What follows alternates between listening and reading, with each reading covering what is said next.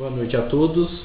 Hoje eu vou falar um pouquinho do que seria uma das piores doenças da citricultura brasileira. No caso, a citricultura paulista, na qual trabalhei bastante na região de Araraquara, Limeira, Mojimirim, Descalvado, toda aquela região que fica situada a citricultura brasileira. Uma doença chamada Candidato Liberibacter asiaticus. O nome vulgar da doença, Green. Esse nome que eu falei em latim é o nome da bactéria. Candidatus por quê? Porque ela não está definida ainda. Ela, quando estiver definida, vai chamar Liberibacter asiáticos. E tem americanos também. Isso é de acordo com a região que essa bactéria surgiu. No caso, a brasileira veio da Ásia. E qual é o sintoma da doença? Normalmente diz que observa-se, quem avalia a cultura, um dragão voador amarelo. Por quê? Porque os galhos vão secando, os ramos das plantas vão secando, mas não vai secando de uma forma total.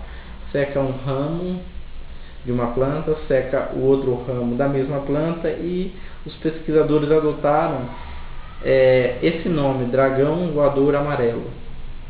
Os pesquisadores chineses, que diz que dá para ver um dragão voando de acordo com os ramos amarelados da planta.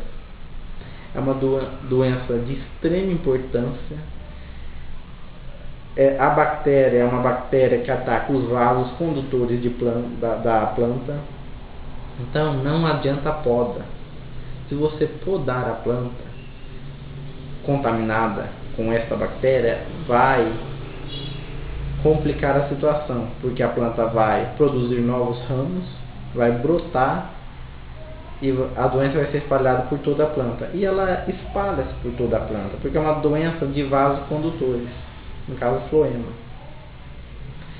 A região de Araraquara é uma região, assim como Limeira, Mojimirim, que a grande parte dos produtores são citricultores, vivem da citricultura, exportadores de sucos concentrados de laranja. As grandes empresas do ramo da citricultura estão instaladas nessas regiões, na qual há um grande problema devido a essa doença, que foi detectada em 1970 por uma pesquisadora brasileira. Ela já alertava nesta época sobre a possível vinda do greening para a nossa região. Então, as medidas adotadas para o controle é a erradicação da planta e o controle do psilídeo, que no caso é a diaforina cítrica. Algumas medidas, como a maioria são adotadas, que é a erradicação e a eliminação do vetor, estão ainda sendo avaliadas para a comprovação da eficácia, mas é o que temos para controlar a doença. Então, vamos se ater a esse problema dos citros, que é o problema dessa nova década da nossa citricultura, é a doença chamada greening, vulgo greening, causada pela Candidato Liberibacter asiaticus.